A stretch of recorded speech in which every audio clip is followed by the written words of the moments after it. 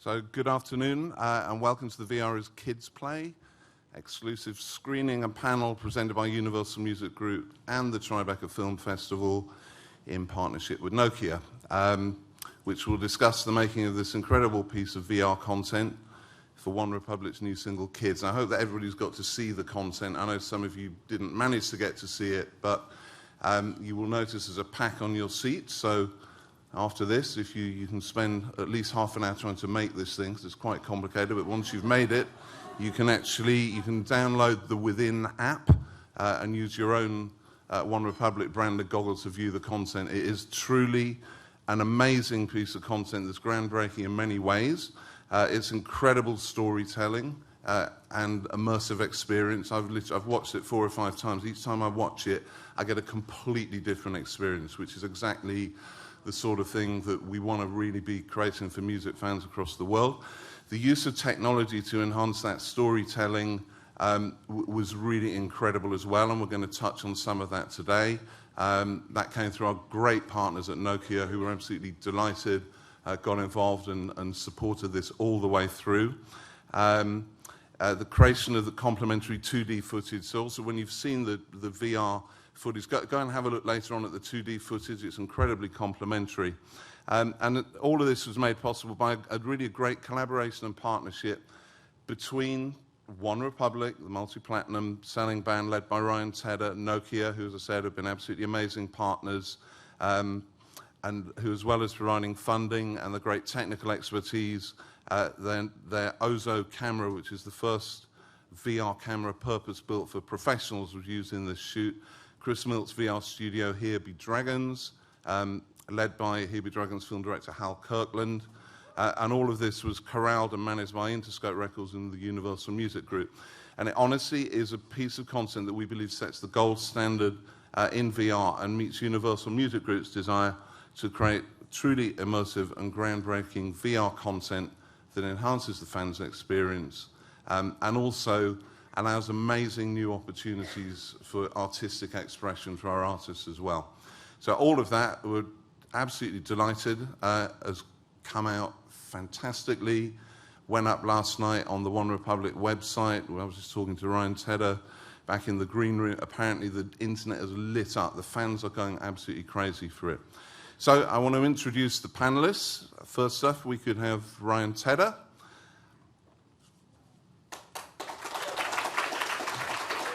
Thank you, Ryan. Yep. So Ryan, best known as the lead vocalist of OneRepublic, but Ryan's also one of the most prolific songwriters and producers of our time. In fact, back in 2014, Billboard described him as the undercover king of pop, having written and produced for Madonna, U2, Adele, Beyoncé, Maroon 5, Demi Lovato, Ellie Goulding, and many, many, many others, too many to mention.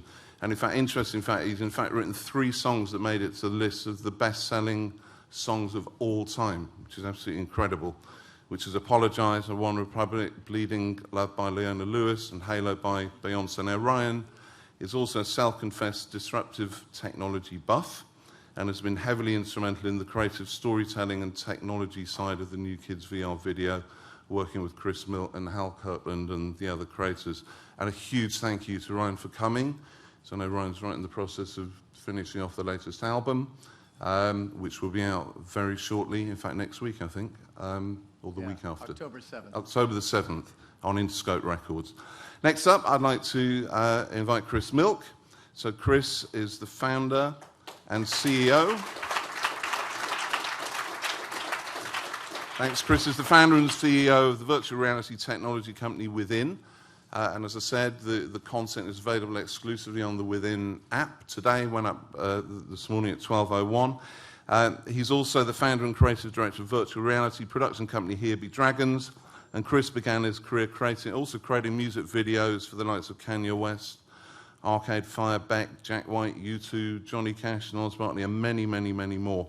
And his interactive installation artworks have been showcased at the MoMA, the Tate Modern, and museums the world over. Now, Chris it gave an amazing TED talk that I'd also encourage you to look at. He's spoken twice there, once in 2015 on the power of virtual reality to advance humanity, and at TED 2016 on virtual reality as the last medium of storytelling. Both of those are amazing talks that give you a real glimpse and view into the future. We're particularly delighted to have Chris here today and the Within and Here Be Dragon teams, and also particularly pleased that he and his VR companies will be entering into a broader business partnership with Universal Music Group that we'll collectively reveal more about over the coming weeks. So thank you, Chris. Next up, Hal Kirkland, who's the director of the One Republic Kids VR video. Hey, Hal.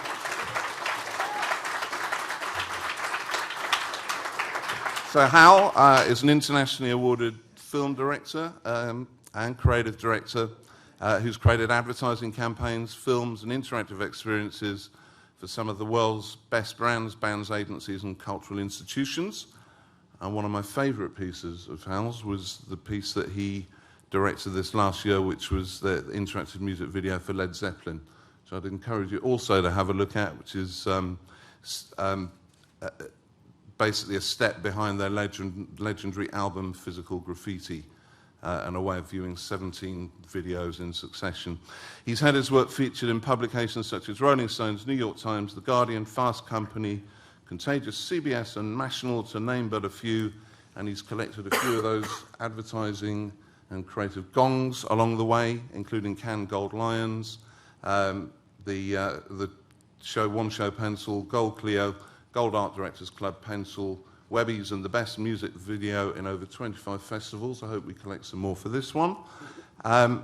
Next up is Bart Saunt. So Bart, you ready today? So Bart is the head of new business at Universal Music Group and Brands USA. Bart leads new business initiatives and is responsible for the management of all business development plans.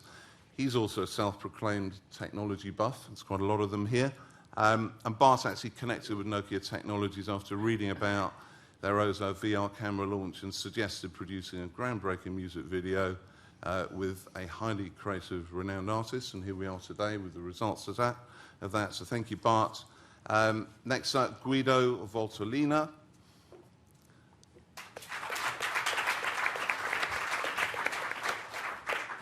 Guido, you brought something with you.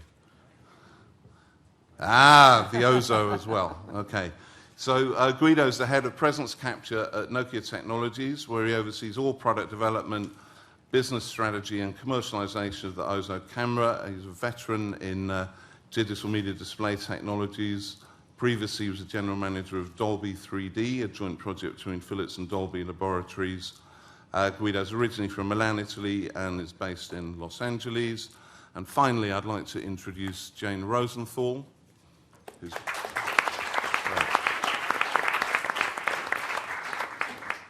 So Jane, who's going to moderate, or really is going to lead the conversation, I think is the best way of describing it.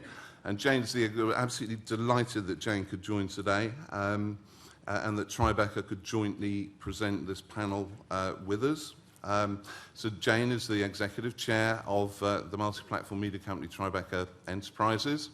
She operates a diverse network of branded entertainment businesses, including the Tribeca Film Festival, Tribeca Studios, and Tribeca Film Festival International, as well as being an acclaimed film producer in her own right. Jane also co-founded Tribeca Film Festival following the attacks on the World Trade Center, and under her leadership, the festival has evolved from an annual event to spur the economic and cultural revitalization of Lower Manhattan into one of the most foremost innovative storytelling events in the United States.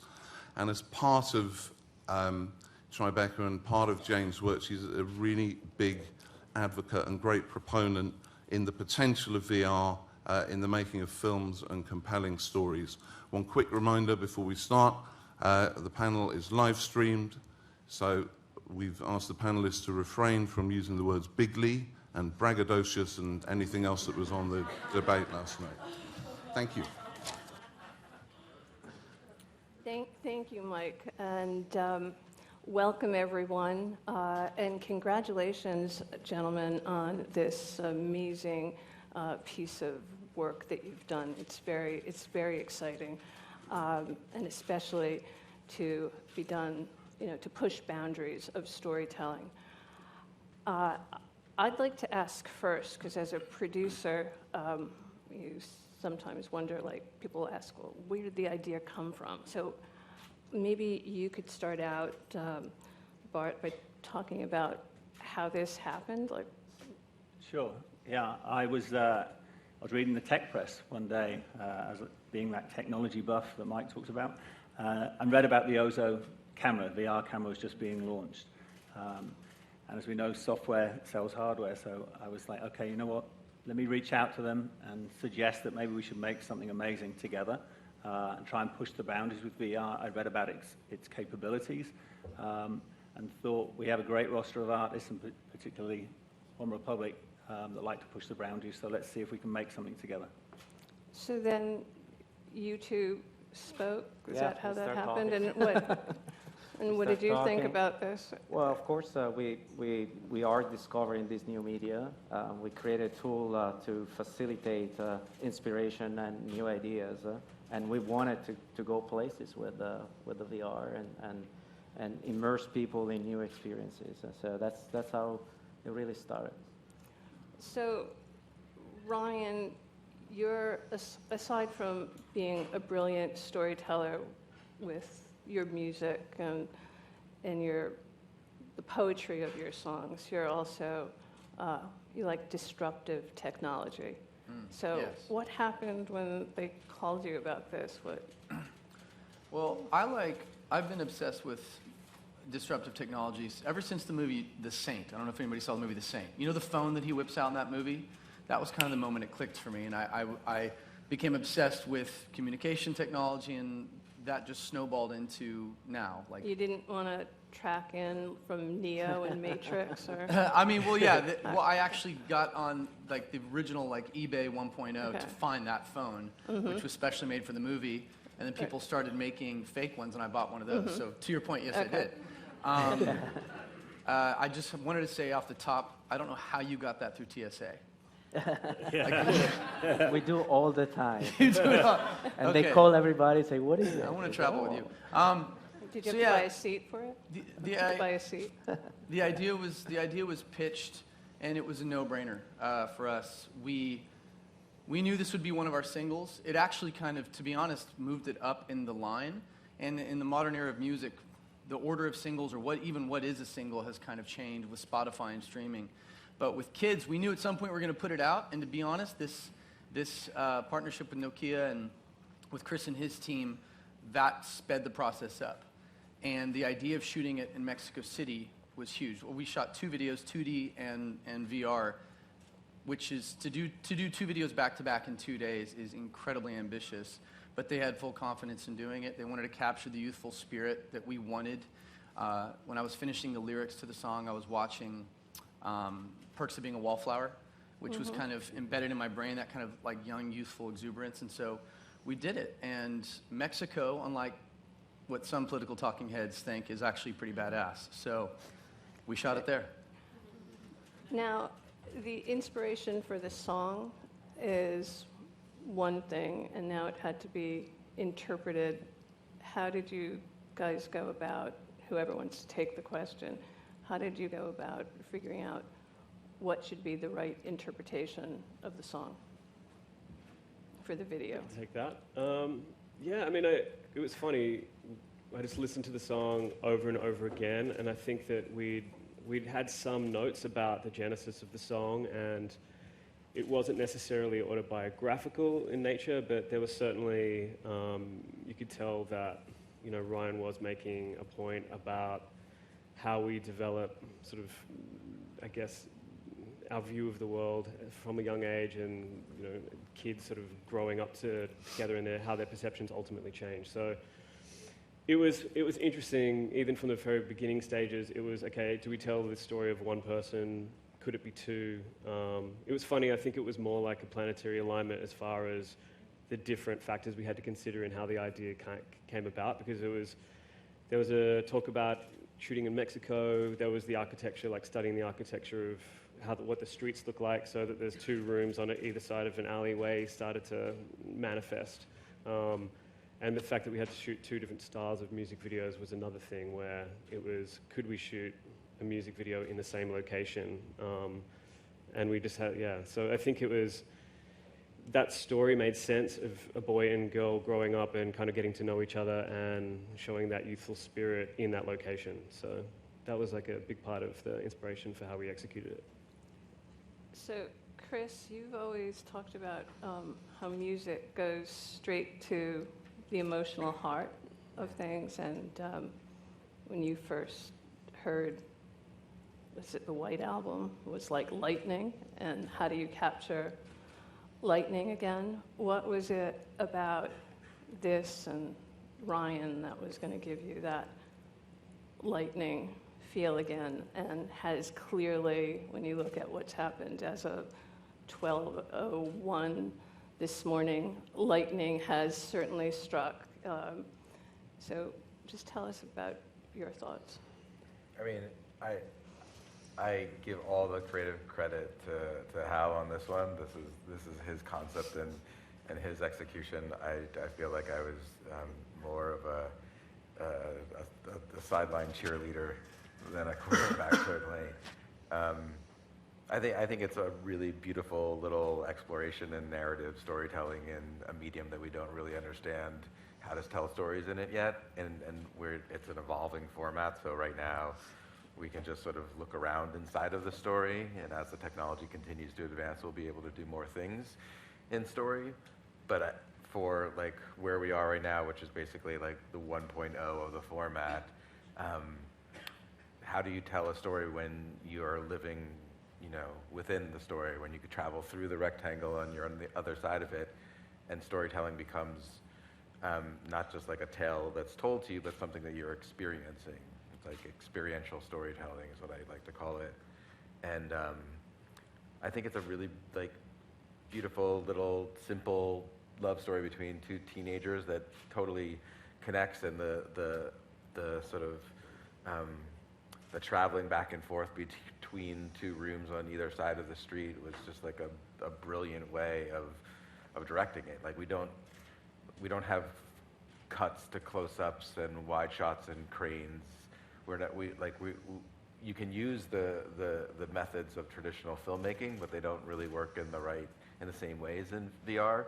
And I thought it was really, in addition to telling a story that actually really worked and connected and had an evolution of character and goals and obstacles and resolve, there's also some very clever directorial decisions happening in the way and the construction of how the camera is moving back and forth and telling the story in that way. So, Hal, I was completely blown away. I don't know, everybody here has seen it, correct? So it's the fact that it was one shot is mind-blowing. I mean, I know when I first saw Scorsese's Goodfellas, and there was that one shot walking in to the nightclub and walking through the kitchen, and that was a miracle that you could do that. So you've done a whole... How did you do that? How did you choreograph? And then one day, I mean, it's like... I mean, it's kind of... It had all been choreographed and meticulously thought out, every single movement and every single second of action for every single character and all of that. So that was kind of like the first stage, and it was like, in the back of my mind, I'm like, I wonder whether or not we can actually pull this off. Especially now that we've sold it in. But I think it was just talking to the team at Hebe Dragon, speaking to Chris about it, and it was more about figuring out how we made something as potentially challenging and magical as that come to life. And I think that we really only decided that we were definitely going to do it that way once we saw the location and once we tested the camera. We had particular theories on how we'd try to get it, and then if we needed to create transition points, like they were strategically in there through moving through window points, etc., that would have complicated our post, etc. But when we all decided collectively, like when I spoke with my line producer at the time, Karen Roebucker, and with Scott Harris, we kind of like had this room, and with Freddie from Hebe Dragons, we had this moment where like, should we do it? Like, should we go for this? And then everyone's like, we're in Mexico, we're in Mexico City, like why not? Let's like do this. So the whole team assembled, and we did everything we could to figure out exactly how we're going to get it in one take. And it was a bit of a mind-melting scenario for sure, but it paid off. Like there were so many potential issues that were happening, you know, just like with the coordination of different people, and it really just kind of came down to layering how we planned the action, like getting one thing right, then putting a layer of another course of action, another course, and etc. So, but it was definitely worth it, and it ultimately, to Ryan's credit and the rest of the band, it would be impossible if we were working with a band that kind of going, oh yeah, we're kind of into it, but we're not, you know, we're not gonna come to the party or whatever. These guys like turned up completely on time. They were like, right, they were super excited about it. We'd spoken to them the day before, and it was their energy that allowed us to be able to actually execute this like to perfection. And we didn't have to worry about them. It was like the biggest challenge was coordinating the extras and everyone. These guys were just in the right place pretty much every single time. So that was like, okay, fantastic. You know, the band's got it nailed. But something as complex as this wouldn't have been possible without those guys. So thank you. So, Yeah. but you also had to shoot the 2D version the next day. So you shot this version in one day, the 2D version the next. The VR version took 2 months to edit. The 2D version took how long to edit? Just It didn't. It took a couple of weeks, a little bit. I mean, I think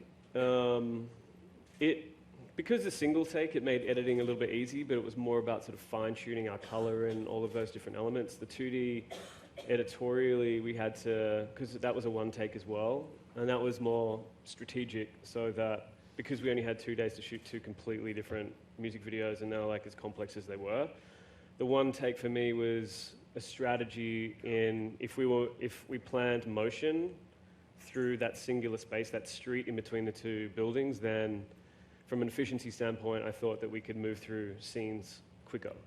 And if we did decide to go for a one take, then we'll just get it in one take and it'll be fine. But it actually, you know, it really worked out. And like, we were very lucky with the timing because there was massive storms in Mexico City at the time.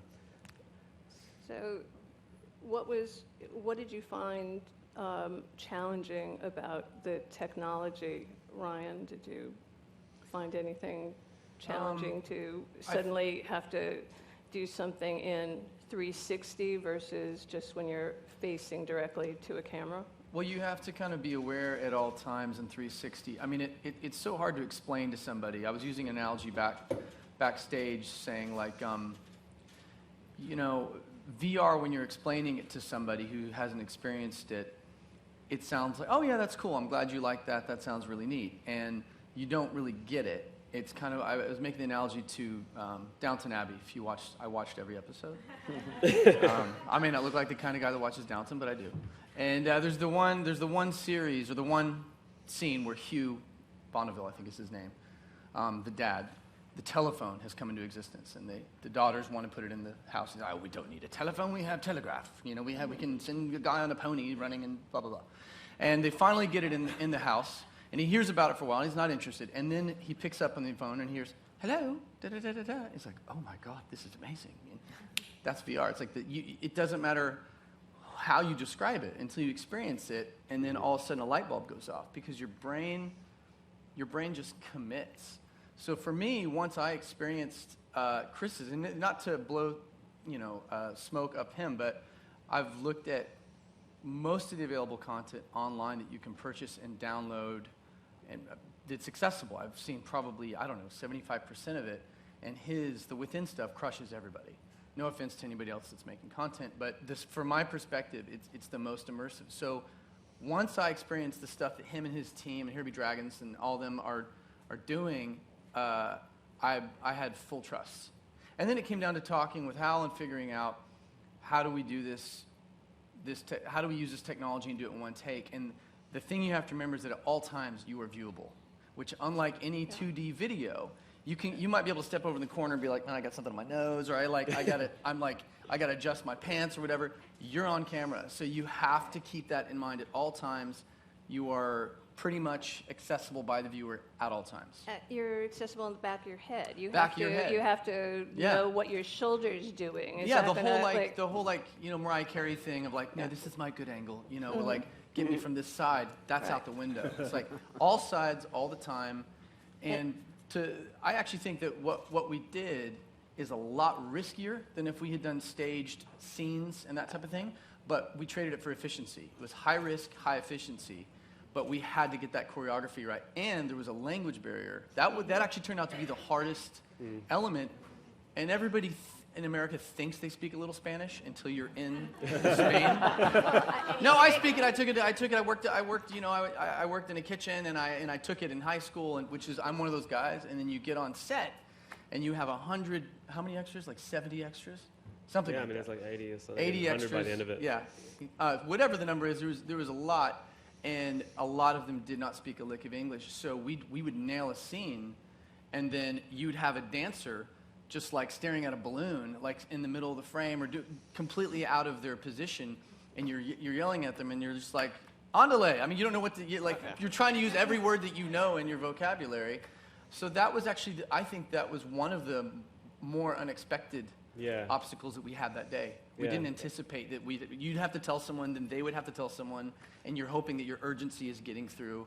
You know, you're in frame, get out of frame, get out of frame. You know, there's 9 cameras on this thing, you know. It also is a storytelling medium.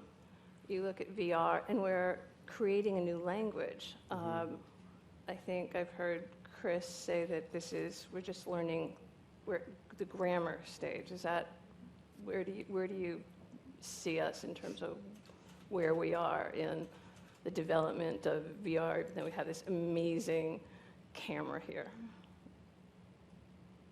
For me or for Hal? It's for What? you. I think she was asking you. Yeah, me? where do you see us I'll answer going? it. I can't You tell know you better have your than me. sunglasses on. I can't see you. What? Not sunglasses. Actually, they cut the glare. They're not dark glasses. They just cut the glare. But I'd like a VR headset to look like this. Yeah. That's where it's going. It's coming. They're working. That's on where it. it's going. So yeah. Ray-Ban. Yeah, no, I mean, all of these are really fascinating experiments, and it's so fun to watch like other directors struggle with the medium and find new ways of approaching it than the ways that I found. You know, like it's the only way that this thing evolves is lots of people come in and collaborate together, and that's like a kind of like the environment that we're trying to foster at Here Be Dragons is like creative people all working together to figure out problems, and some of them have faced the problems, and it's not that there's like a solution to every problem that we figured out. It's like these are the walls we've run into, and these are the way we figured it out. And Hal and I had conversations, you know, a number of times at the beginning, and I love when somebody else comes up with a different way of approaching it, because that's what like the creative ecosystem of a new medium has to be. And I think it was, you know, it was a risk that the band took and that UMG took that was really brave, because this was not like a straight performance video. Like you see a lot of, let's put the VR camera in front of the stage at the concert of this band, and now we have a VR video, and that just doesn't cut it anymore. Like you have to invent and be innovative, and not just the technology, but the storytelling as well. And this was like a full-out hard attempt to tell a story in a music video with a performance, and shoot a second video in 2 days. And he came up with the idea so quick. Like it honestly, like if I had got the brief, I would have been like, no, I can't, thank you, pass. But he like came up with the idea like that, and then shot 2 videos in 2 days. And I mean, the production team, Freddie and Here Be Dragons, like killed it down in Mexico. I do not envy that shoot. That's a hard production. I got to say, we talk about risk taking and having the right partners in the room. I think that's part of it too. Nokia committed up front and kind of let the creative process go, and that can sometimes be a challenge with brands wanting to take control of the creative process. But these guys were great to work with, and again, you already mentioned, Hal, about One Republic understanding and willing to try different things. I mean, we're all learning in this space, so it was critical to get the right people in the room. Well, do you feel like you're discovering something new together? You're, conquering new ground. What did you think when Hal, wanted to put this up, instead of on a traditional tripod, wanted to put this up on this like crazy I'm a risk rig. taker, so we're always excited. As Chris was saying, when people come with new ideas, new way of trying things, that is where you want to support. And some fail, but that's how you discover new ground. And this, at the end, pay back big time, because that risk now is bringing the whole evolution of instead of the camera next to the artist and documenting it. Of course, the band was into it, and so want to play with the technology and be part of it and perform the right way. The storytelling part is definitely there with the technique of shooting. The brand, all the elements are there. But again, as we have a new media, we cannot just box it saying, oh, let's do only stuff that we've seen before so it's safe, because then the whole evolution part is just completely blocked. Versus we want to just push it. So I work with a lot of actors who are always concerned about lighting, and just curious how you could light for this in one shot. And Ryan, did you have any concerns? I mean, how did you light for? I told him to put the young Jude Law filter on the camera whenever it was on. Okay, there you go. And it worked. So, it helps to be in a band that's devastatingly handsome, full, humble. But no, you know what? You kind of you just can't really think about. I don't know. I think that. And I know a fair amount about certain actors, and some stories are more famous than others on lighting and angles and things like that. And I think that it's an evolution, just like when you evolve from the evolution. I think VR is so disruptive. I think that I don't want to overuse that word because it gets a little cheesy, but it's such an innovative technology. I think that. I would compare, we were talking backstage and all of us kind of came up with the analogy of where it is now with these headsets. Nobody wants to walk around wearing a headset. I mean, it's like, it's not the coolest thing in the world, but this is the cell phone brick. It's that first Nokia or whoever made it. Did Nokia make it, actually? Did you guys make it? Look at you down there, just we make it better. Well, the first cell phone weighed almost as much as that camera. Motorola, the StarTAC or whatever it was. So that first brick cell phone is, when you watch this as immersive and amazing it is now, imagine that is the brick Motorola StarTAC. Now pick up your iPhone 7 if you were lucky enough to get one. And imagine how far that's come in the last 20 years. Imagine iPhone 1 to iPhone 7, or any of the cell phone evolution. I think that's how quickly it's going to evolve. So to your question about worrying about lighting and actors, I mean, I have to hand it off to Hal and his team because they nailed the lighting, both in the 2D and the 3D version. And I think natural light is always your friend. Mm-hmm. So if you can capture it correctly. And so during the daytime, we shot the VR video during the day, right? And we had some great light, and we shot the 2D at night, and we also had great light, which was more man-made, obviously.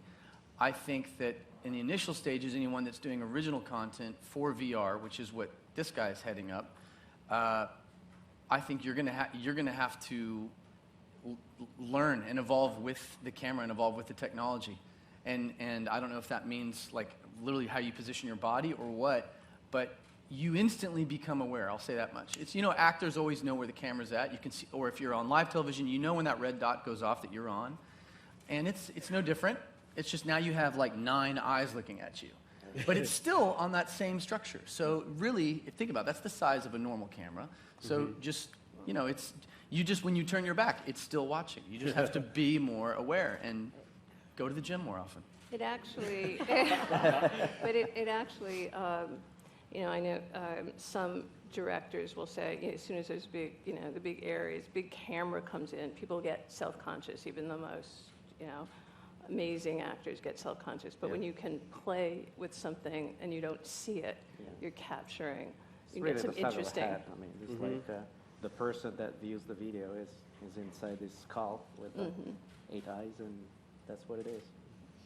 But definitely the design of the camera is thought also because you need people to be aware of it, but not disturbed or obstructed by the object. Because if you're shooting everything, you can't have these massive things in front of you, or everybody get distracted, right? So there's a line in the song about searching for Oz. And I don't know, I feel like with VR, like, where are we in the land of Oz, guys, in terms of... Where are we in that? I think you just discovered the yellow brick road and are holding hands, skipping down it, but it's at the very beginning. That would be my guess. He could answer this better than me. I like that one. I like that. Okay. All of us holding hands. Barely, There we go. barely. All right. Well, I know we're off to see the wizard, and but I think we'd like to open it up for some questions here.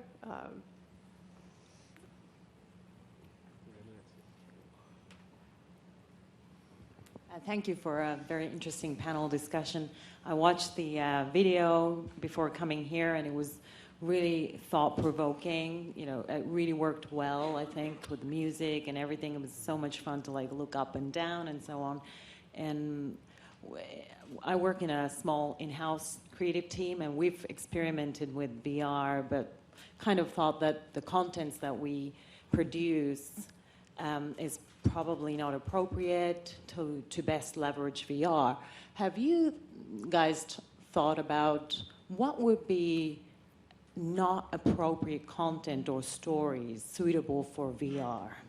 Where do you think the boundary is? Because clearly, like, music video works, right? Where do you think VR can be used in everything, all kinds of storytelling? I'll take sorry. I can take the first part. I mean, I think it's a medium where anything, as long as, just say, even if it's a conversation in a room, if that conversation in a room is engaging enough, like, I think that it isn't, the medium itself isn't interesting enough by itself, but we're using it in so many different kinds of ways. Like, from an educational standpoint, this is probably going to, Howard Kirkland, 2016. This is going to be the biggest educational platform of all time. It has such an enormous range, I think, from an entertainment standpoint. It can be put into any place and experience almost anything. The technology is increasing every single day. You know, just as long as what you're seeing and where you're taken to isn't dry and uninteresting in its own right, you know, then anything's possible, yeah. I want to double what he's saying. Like, imagine you're 10 years old, you're sitting in your class doing rote memorization and looking at books, and then your teacher says, all right, kids, put on your goggles. Today we're going to talk about the pyramids, except we're going to walk through the pyramids. Yeah. And you put on the headset, and you're watching the pyramids be built, and then you're walking through into Tutankhamun's tomb, and so on and so forth. Or you're describing signing the Declaration of Independence, 1776, Boston Independence Hall, whatever it is. And you're physically standing there while Washington is standing on the balcony with John Adams, and they're like, we did it. And you're physically, like, your brain's telling you, I'm here at 1776, I can almost smell the lobster rolls. And I think that, I was in Boston last weekend, so that's what made me think about it. But, you know, or fill in the blank. I think it goes as far as, obviously, you know, sports, gambling, porn jump on any technology first, right? As they do. And I think that you could probably, this team could probably recreate any event on Earth, and with definition increasing, all those things will be more and more believable. You could, I mean, honestly, there will probably be a day where, and I don't know that I want to watch this, but where CNN is live on the scene in Kandahar or Aleppo, and they're like, put on your VR headset to see an atrocity. I mean, you know, who knows? To that point, anyone who hasn't seen Clouds Over Sidra, piece that Chris and his team did, should watch it. With the global refugee crisis happening right now, you are right in the middle of a refugee camp. You see the boredom, you see how mothers worry. I mean, the thing about VR is it puts you right in the center, and you are, so it's the empathic machine. Is that what you'd say, Chris? Yeah, I mean, I think it's the most powerful medium we've ever created, and it doesn't make something that's boring not boring, and it doesn't, I would say that if you wouldn't want to experience it in real life, then you probably wouldn't want to experience it in VR either. And that's going to be different for every person. I don't like to go to scary movies.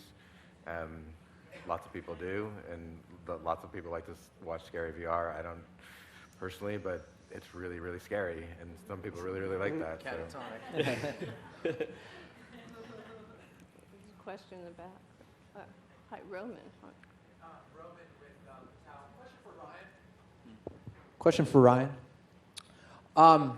I think, what is it, 81, that Video Killed the Radio Star came out on MTV, and that was, that was pretty transformative for youth culture, which my bad math is like 35 years ago.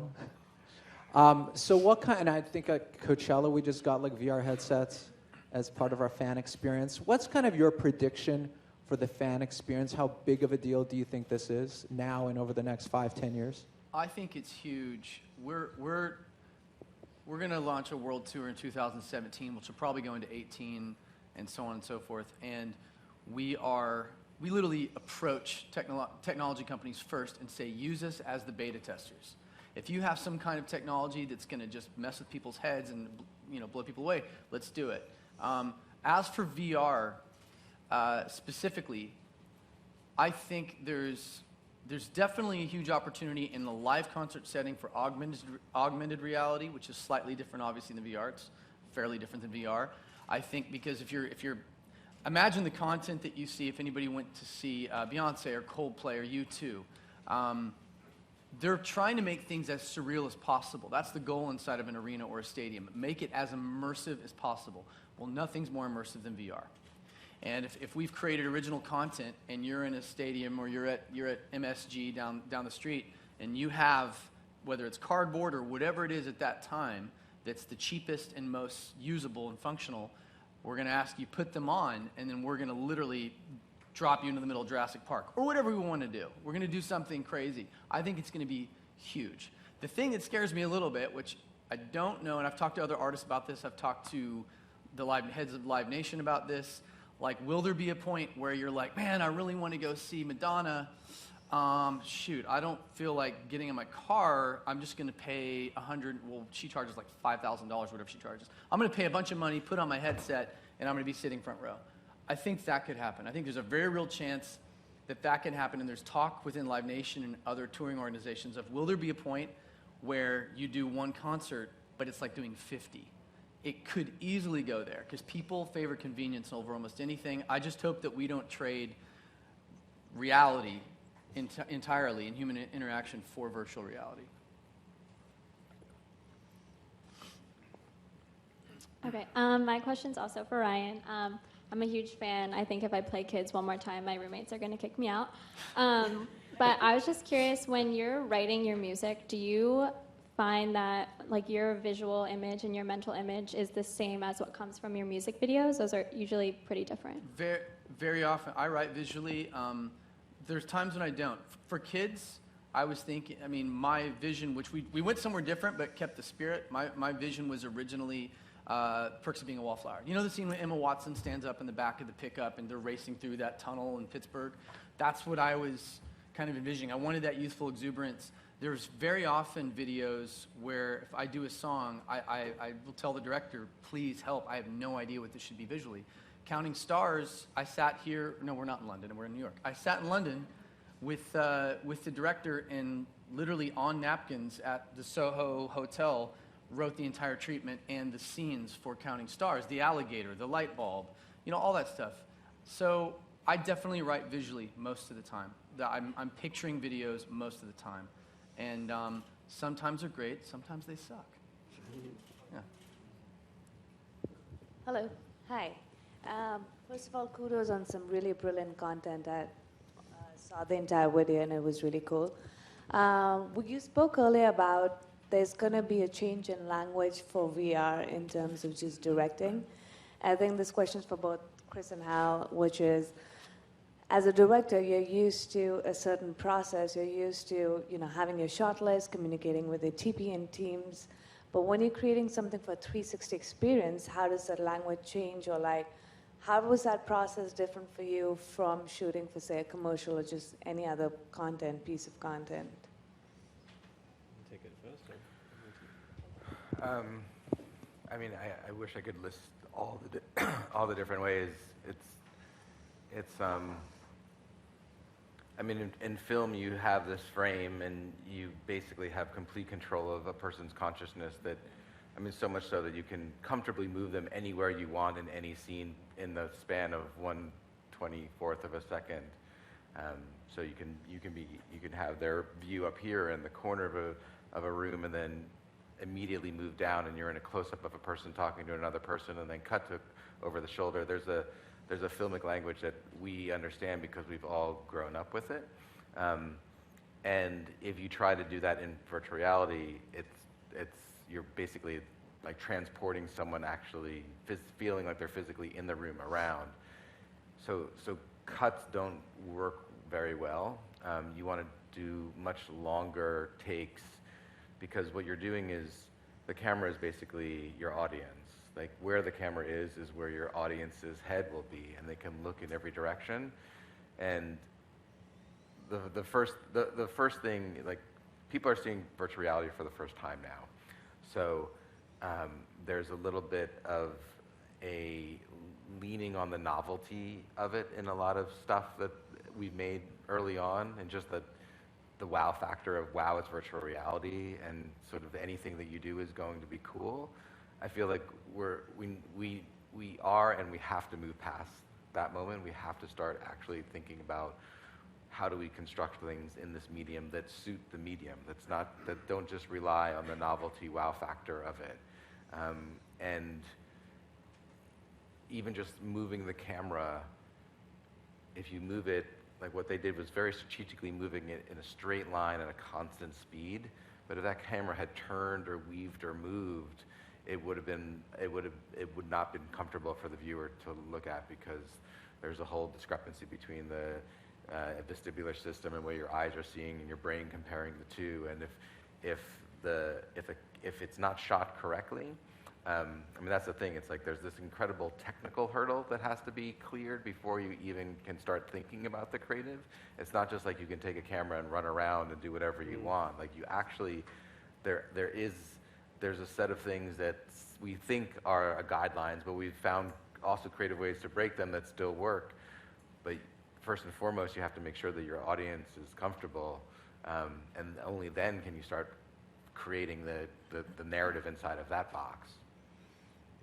And I'll just add to that just quickly. I think, you also just have to think about exactly where the person's going to look. So even though you have that freedom, it's this, a lot of experiences have that full freedom, you can look any way you want, but directing in this format is very much about leading and sort of choreographing where you look, and so creating a false sense of freedom, but in reality what you're doing is you're very meticulously guiding the eye, and that's just such a key factor. Yeah, you're a director of the camera, but you're also a choreographer of the user's attention and where they're looking, and there's a lot of things in the video where you'll see how we'll get your attention using a paper airplane and then hand it off to a character. That's not something that you would ever do in a rectangular frame. So we have time for one more question. No, we don't have time for one more question. I'm sorry about that, but I do want to thank UMG and for pushing the envelope and having these amazing partners. And technology is just technology unless you have amazing creators and know how to tell great stories, and you're some of the best storytellers here. So thank you, gentlemen, and congratulations.